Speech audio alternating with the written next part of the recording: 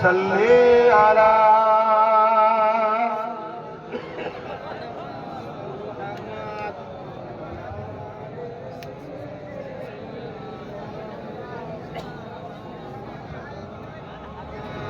रातें भी मदीने की, बातें भी मदीने की।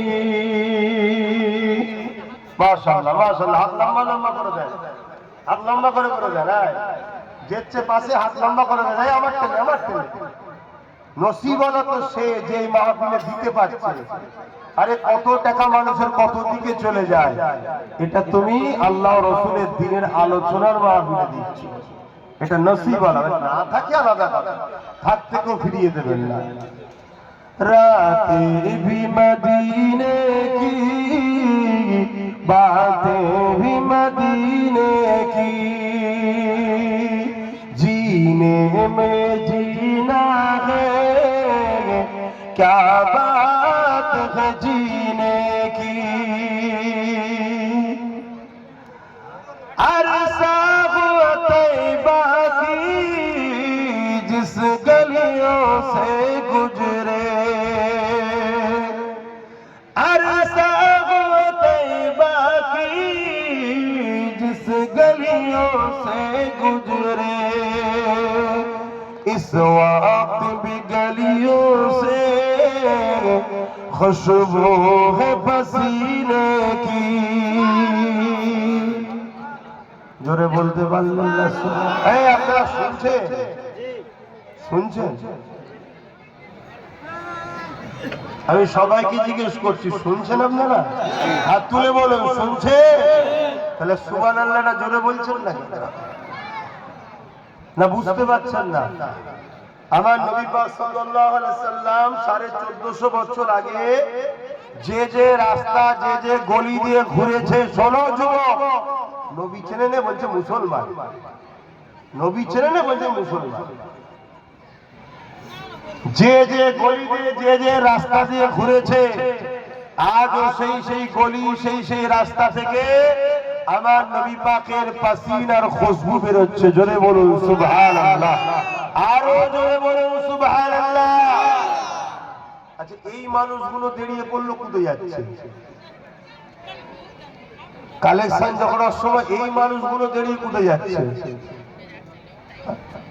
তোমাদের এলাকার লোকেরা বিয়া তো এই যে লোকগুলো টুকু দিচ্ছে,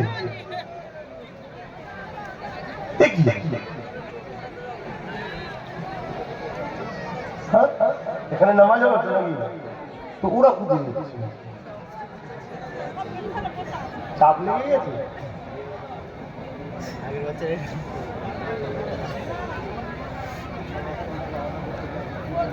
না আমি করাই না। এইরকম অভাব লোক পছন্দ করি না। দু চারটে লোকের জন্য সমাজটা খারাপ হবে, ঠিক না বেটি? এই যে দু চারটে লোক যাওয়া শুরু করবে, এটা দেখা দেখি আরো 5টা শিখবে, আরো 10টা শিখবে, আরো 20টা শিখবে, ঠিক না বেটি?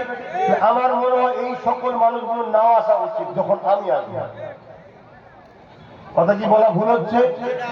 আমি খুব কড়া লোক ভাই, আর আমার আব্বাও তো এসছে আপনাদের এলাকায় মনে কত বছর? 45 বছর। আমি প্রথমবার বলে দিলাম, এরকম অভদ্রপনা করবেন না। দু চারটে লোকের জন্য একদিন দেখবেন হাজার হাজার লোকের এই অভ্যাস ফসল হবে। আল্লাহ রাসূল বলেছেন, যারা জিহাদের ময়দানে যায়নি আলাদা কথা, কিন্তু জিহাদের ময়দানে গিয়ে কেউ যদি বীজখান থেকে বা ময়দান থেকে ছেড়ে চলে যায়, নবী বলেছে তার তওবা আল্লাহ কবুল করবে না। কেন বলেছে? আমরা 50 জন আছি, 50 জনের মতো যাচ্ছি। 100 জন যাচ্ছি, হঠাৎ করে 50 জন বেরিয়ে চলে এলো, বাকি 50 জনের দিনের মধ্যে ভয় ঢুকে গেল। কথা বুঝে আসছে না? এজন্য নবী বলল তাদের তওবা আল্লাহ কবুল করবে না। আমরা 100 জন থাকি আর 1000 জন থাকি, যা থাকি আমরা থাকবো, কিন্তু হঠাৎ করে 50 জন পিছখান থেকে উঠে গেলে তাহলে বাকি জনের উঠার একটা মন মানসিকতা, এমনিতে সবার পিছনে শয়তান আছে না? না মানুষরা তো শয়তান লেগে আছে, আর ইবলিশ শয়তান তো পিছনে লেগেও আছে। তাহলে এই সকল বিপদের মধ্যে দিয়ে আর না ওয়াকাফের কথা বলবো বলেছি তাই পালাচ্ছে। তাহলে ওয়াকাফের কথা বললে সেন্টার সরকারও ঝাড় খাবে, রাজ্য সরকারও ঝাড় খাবে, ওপেন কথা পাব। কেন রাজ্য সরকার ঝাড় খাবে? নিজে থেকে নাক গলিয়েছে তাই। কথা বুঝছেন না, বোঝেন না? অন্যায়টা করেছে সেন্টার সরকার, কিন্তু রাজ্য সরকারের খেয়ে দিয়ে কাজ নেই, নাক গলিয়েছে। দাদার জন্য দরদ দেখাতে গেছে, দরদ দেখাতে গিয়ে নাক গলিয়ে দিয়ে নাক কেটে গেছে। কিন্তু আপনাদের কাছে জিজ্ঞেস করছি, আপনাদের কাছে সেন্টার সরকার রাজ্য সরকার আগে না আল্লাহর মসজিদ মাদ্রাসা আগে? আওয়াজ দিয়ে বলবে। আপনারা যদি ভাবেন যে না আল্লাহ তো আগে জানি, কিন্তু দুনিয়ায় বাঁচতে গেলে সেন্টার সরকারের হাত থেকে বাঁচতে গেলে রাজ্য সরকার দরকার, আর আমার আল্লাহ যদি দিক থেকে ভূমিকম্পে ঢুকিয়ে দেয়, কোন সরকার বাঁচাবে? কথা বলছে না তো, কথা বলবেন না, কোন সরকার বাঁচাবে? এই তো উর্কি বলে তুরস্কয় ভূমিকম্প হয়ে 40 তলা 50 তলা বিল্ডিং 80 বছর 90 বছরের তৈরি করা স্বপ্ন এক মুহূর্তের মধ্যে একদম ভাব একটা শহরকে নিশ্চিহ্ন করে দিল। কোন সরকার বাঁচালো? তাহলে বাঁচাবার মালিক একজন, তিনি কে? জবান খুলে বলুন কে? আর মৃত্যু দিবার মালিক কে? তার উপরে ভরসা করো। এবারে হ্যাঁ, যে ভালো কাজ করবে তাকে ভালো বলবো, যে অন্যায় কাজ করবে অন্যায় বলবো। যতক্ষণ তুমি ভালো করবে তোমার ভালোর গুণ গাইবো, যখন তুমি অন্যায় করবে তোমাকে অন্যায়টাকে অন্যায় বলবো। তুমি যদি অন্যায় শোনার পরে ক্ষমা চেয়ে নাও ভিন্ন বিষয়, কিন্তু অন্যায় করার পরেও যদি বড় দাদাগিরি দেবো, ইমানদার কখনো তোমার সাথে থাকতে পারে না। মুনাফিক বেঈমান গুলো থাকে আলাদা কথা। এই কথা বুঝছেন না, বোঝেন না? আমি এমনি সব এত দূরে আসা, নদী পার হওয়ার খুব সমস্যা, কথা বুঝে আসছে না? কিন্তু গত বছর এসে ভালো লেগেছিল, এই বছর আসলাম। আগামী বছর বলছো তো এখন থেকে, এখন আল্লাহই জানে আমার মন কি হবে। আমি এইরকম বলি যাচ্ছি, কথা বুঝে আসছে না? এ তো সবাই বলে, ওটা তো সবাই বলে ভাই। শোনেন, ও তো ভালোবাসাই বলবেন জানি, কিন্তু অনেক ব্যাপার আছে। যাক, আমি ওইদিকে যাচ্ছি না। আমি একটা নাচ করছি, মন দিয়ে শোনেন। সবাই দিয়েছেন তো, ছেলেরা গেছিল কি গো, একটু একটু দিয়েছেন? আপনারা গরিব হয়ে গেলেন দিয়ে, এখনো কারো যদি উঠার থেকে উঠে চলে যাবে, আমি লাস্টে যে থাকবে তাদের ভালোই বলবো। কিন্তু বীজখানে সব জিনিস ভালো না। অনেক জায়গায় দেখা যায় আজান হলে কিছু লোক পালায়, উঠে যাবেন গো নামাজ পড়ি, সর্বনাশ। বাকি কোনো নামাজ পড়বে না? আপনি নামাজ পড়ে বাকিগুলো কি পড়বে না? হ্যাঁ, একটা বাহানা, একটা সুযোগ খুঁজলে হবে। নামাজ অবশ্যই পড়তে হবে, কোনো সন্দেহ নাই, কিন্তু মনে রাখবেন নামাজ পড়তে গেলেও শিক্ষা লাগে। আদবে শিক্ষা, নামাজের ভেতরের পাক বাইরের পাক, ভেতরের ফরজ বাইরের ফরজ, ওয়াজিব নামাজের সুন্নাত, এক টোটাল কথা শিক্ষা লাগবে। আর এই সব কিছুর থেকে বড় কথা, রাসূল দিলের যার আছে তার নামাজ আল্লাহ কবুল করবে, যার দিলে নবী নেই তার নামাজ আল্লাহ নেবে না। আমার কথা একমত হতে পারছেন তো নাকি? হ্যাঁ, নামাজ তো আব্দুল্লাহ ইবনে উবাইও পড়েছে, আর আবু বকর সিদ্দিকও পড়েছে।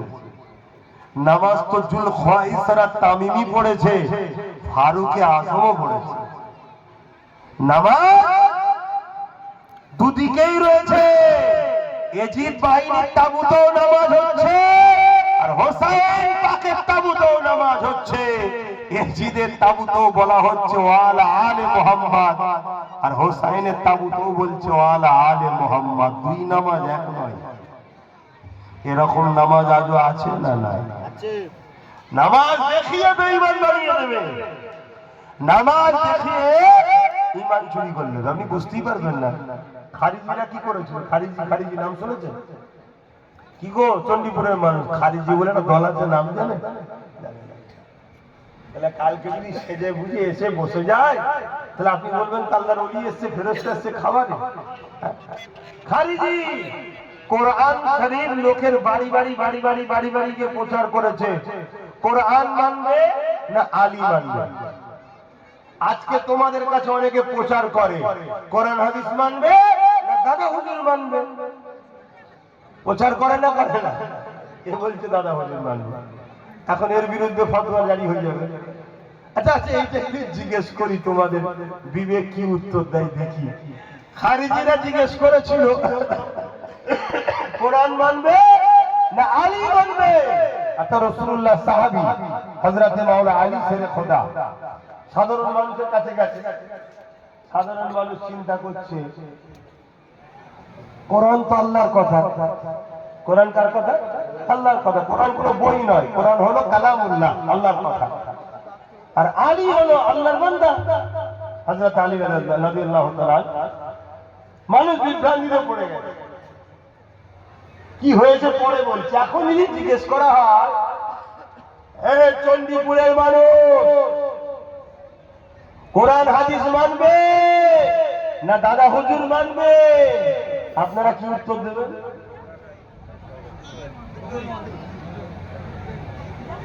বলো বলো কার কি? আরে তুমি জানো না, না জেনে বললে অসুবিধা নেই। বিশ্বাস করছো না কেউ? কেউ বলছে দুটোই মানবো, কেউ বলছে কোরআন শরীফ মানবো, আবার কেউ বলছে দাদা হুজুরও মানবো। এখানে তিনটে দল হয়ে গেল। শোনো, সাহাবাদেরকে দেখো, আল্লাহ নবী বলছেন ৭৩ দল ৭২ জাহান্নামী, একটা জান্নাতি। কোন দল? যে দলে আমি রাসূল ও আমার সাহাবারা রয়েছে। অর্থাৎ আমার ভালোবাসা, আমার সুন্নাত, আমার সাহাবাদের ভালোবাসা, সাহাবাদের সুন্নাত অনুযায়ী যারা চলেছে তারাই হলো জান্নাতি দল। জোরে বলুন সুবহানাল্লাহ। আমাদেরকেও এরকম উত্তর প্রশ্ন আসবে, আল্লাহ আগে ঘটিয়ে দিয়েছে মাওলানা আলীর দিওয়ানায়। উত্তরটা সাহাবাদের মতনই দিতে হবে। কি? সাধারণ মানুষ বললো আমরা কোরআন মানবো, তাহলে মানে আলীকে মানবে না। আর রাসূল বলেন হযরত আলী হলো ইলমের দরজা, মাওলানা আলী ছাড়া কেউ শরীয়ত পাবে না। আমি রাসূল হলাম ইলমের শহর, আর আমার আলী হলো বাবুল ইলম, ইলমের দরজা। আলী ছাড়া রাসূল পাওয়া যাবে না, আর রাসূল ছাড়া কোরআন জানতে পারে না। কথা ক্লিয়ার? তাহলে যে বললো কোরআন মানবো আলী নয় সে বাদ। আপনার মাথায় ঢুকবে কোরআন মানবে তাও বাদ। হ্যাঁ, কোরআন মানবো তাও বাদ। কেন? কোরআনকে কিভাবে মানতে হবে সেইটা আসলে চলে আসে। সাহাবা হুজুররা উত্তর দিলে আমরা অবশ্যই তো কোরআন মানবো, তোদের থেকে নয়, মাওলানা আলীর থেকে শিখবো। জোরে বলুন সুবহানাল্লাহ। তাহলে আজকেও কেউ যদি বলে কোরআন হাদিস মানবে না দাদা হুজুর মানবে, আমরা বলবো কোরআন হাদিস তো অবশ্যই মানবো, কিন্তু তোদের থেকে নয়, আওলাদের রাসূল জামানার মুজাদ্দিদ দাদা হুজুরের থেকে মানবো। জোরে বলুন সুবহানাল্লাহ। আল্লাহু আকবার, আল্লাহু আকবার। কোরআন হাদিস মানবো না হতে পারে? কিন্তু এই প্রশ্নটা কারা করে? যারা আমাদেরকে এমন জায়গায় নিয়ে যে ফেলবে যেখানে একদিকে রয়েছে কোরআন আর একদিকে রয়েছে ইলমের দরজা মাওলানা আলী, যাকে আল্লাহ কাবার মধ্যে ভূমিষ্ঠ করেছে। মাওলানা আলীর জন্ম কোথায়? কাবা শরীফের ভেতরে। জিনার আম্মা অপবিত্র নাপাক হয়নি। জোরে বলুন সুবহানাল্লাহ। তোমার আমার সবার মা নাপাক হয়েছে আমরা যখন হয়েছি, শুনে রাখো। আর মাওলানা আলী যখন হয়েছে, মাওলানা আলী কাবার মধ্যে হয়েছে, তার আম্মা নাপাক হয়েছে। জোরে বলুন সুবহানাল্লাহ।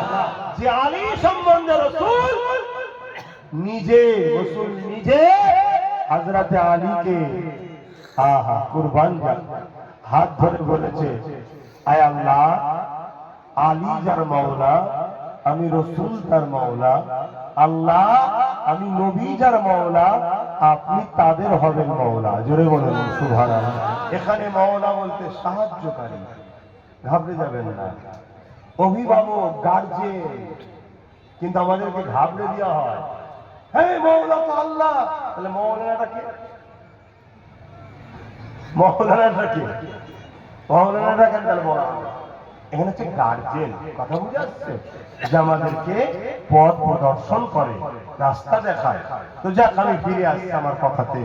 কি কথা বলছিলাম?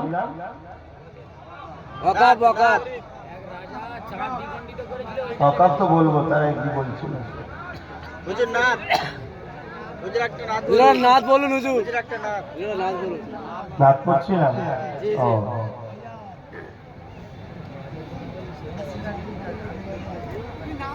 তাহলে সিরিজে যাবে, তাহলে শোনাবো।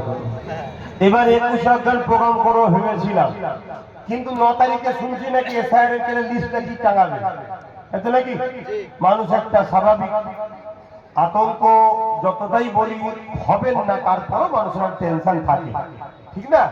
তাই আমি আমার প্রোগ্রামটাকে ক্যান্সেল করলাম। এসআইআর নিয়ে আপনারা ফর্ম ফিল আপ করছেন তো নাকি? একটা প্রুফ রাখছেন, প্রুফ যেটা ফর্ম, হ্যাঁ, যে যারা যে দিচ্ছে তার ফটো তুলে রাখবেন, সে বিএলআর এর নাম রাখবেন। কেন কেউ আপনার ফর্ম যদি ঠিক জায়গায় না সাবমিট করে, তাহলে নেটে উঠবে না। কেন উঠলো না, তার জন্য তাকে জিজ্ঞেস করতে হবে না। সব রাস্তা আছে, ঘাবড়াবার কিছু নেই। কারো যদি নাম না ওঠে, তারও নাম ওঠার হাজারো রাস্তা আছে। ঘাবড়ে নিজের জীবনের ক্ষতি করবেন না। ব্যাস এতটুকু বললাম, বাকি লস বলবেন। কথা বুঝছেন না? হ্যাঁ, আমি এই দিকে আছি, ওই দিকে আছি। অসুবিধা আছে নাকি? হ্যাঁ, কোনো অসুবিধা নেই তো। চোর, ছেঁচড়া, ডাকাত, খুনি, মাতাল সবাইকে নেতা বানাচ্ছি, নবী বংশের বাচ্চাকে বানাবি নি? হ্যাঁ, নবী বলেছে কিয়ামত পর্যন্ত কুরাইশের হাতে ঝান্ডা থাকবে। আল্লাহ রসুল বলেছে তোমরা যদি কামিয়াবি চাও, কুরাইশ বংশের বাচ্চার নেতৃত্ব মানবে, তোমরা ওর নেতৃত্ব মানবে। বাকি যার দরকার ওর সঙ্গে পার্টনারে থাকবে, কি আছে? যে চাইবে বসবে, কি আছে? তো যাক, আসেন আমি, ওরে বাবা, এই ঘড়ির টাইম চলে গেল। একটুখানি সালাম দিয়ে রিয়া নবী সালাম